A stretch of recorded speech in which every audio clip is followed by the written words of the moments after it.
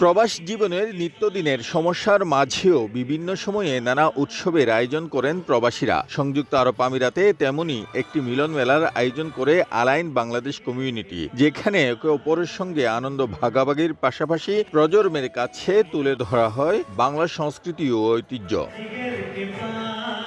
উপসাগরীয় অঞ্চলের সাম্প্রতিক অস্থিরতা কাটিয়ে এমন একটি আয়োজনে অংশগ্রহণ করতে পেরে স্বস্তি প্রকাশ করেন প্রবাসীরা, যেখানে গল্প, আড্ডা ও সাংস্কৃতিক পরিবেশনায় মেতে ওঠেন তারা। আমিরাতে ভিসা সংকট সহ নানা চ্যালেঞ্জের কথা তুলে ধরেন অংশগ্রহণকারীরা। এমন পরিস্থিতিতে প্রত্যেককে আমিরাতের আইন কানুনের প্রতি শ্রদ্ধাশীল থাকার আহ্বান জানান তারা।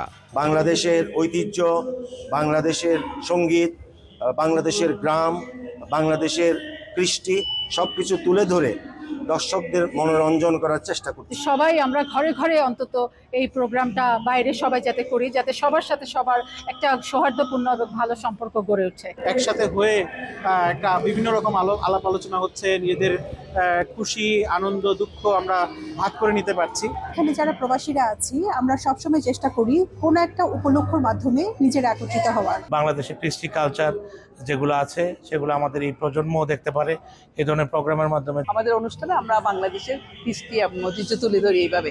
ভালো কাজ ও ইতিবাচক কর্মকাণ্ডের মাধ্যমে বাংলাদেশিদের একটি গ্রহণযোগ্য ও মর্যাদাপূর্ণ ভাবমূর্তি তুলে ধরার পাশাপাশি অপরাধ প্রবণতা কমাতে প্রবাসীদের আরও সচেতন হওয়ার আহ্বান তাদের। শিবলি আল সাদিক, সময় সংবাদ, সংযুক্ত আরব আমিরাত।